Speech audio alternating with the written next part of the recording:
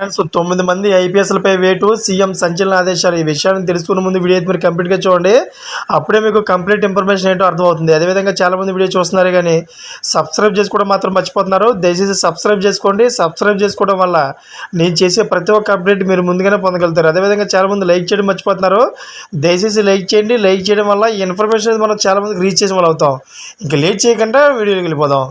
Friends, మావోయిస్టులు, ఉగ్రవాదులు, సంఘ విద్రోహ శక్తులపై సీఎం జగన్ కఠిన చర్యలు తీసుకున్న సందర్భమే కాదు, ఆయన భద్రతకు ఎలాంటి ముప్పు లేదు. అయినా సరే నెలన్నర కిందట ఆయన కడప పర్యటనకు వచ్చినప్పుడు అతి భారీగా బందోబస్తులు ఏర్పాటు చేశారు.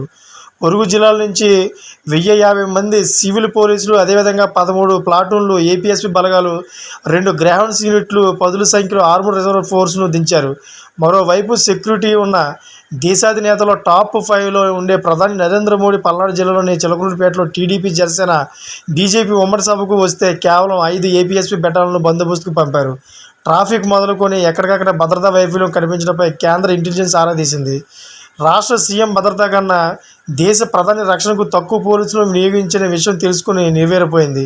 ఈ నిర్వాహానికి గాను గుంటూరు ఐజీ పాలరాజుపై వేటు పడిందని ఐపీఎస్ వర్గాలు చెబుతాయి. అదేవిధంగా మంగళవారం ఈసీ వేటుకు గురైన ఐపీఎస్లో పల్నాడు ఎస్పీ రవిశంకర్ రెడ్డి, ప్రకాశం జిల్లా ఎస్పీ పరమేశ్వర్ రెడ్డి, నెల్లూరు ఎస్పీ తిరుమలేశ్వర్ రెడ్డి ముగ్గురు ప్రధాని సభ పర్యవేక్షణలో విఫలమైనట్లు ఆరోపణలు ఎదుర్కొన్నారు. అదే కాకుండా ఇంకో 3 ఎస్పీలపైన కూడా వేటు పడినట్టు మొత్తం 9 మంది ఎస్పీలపై వేటు పడినట్టు తెలుస్తోంది.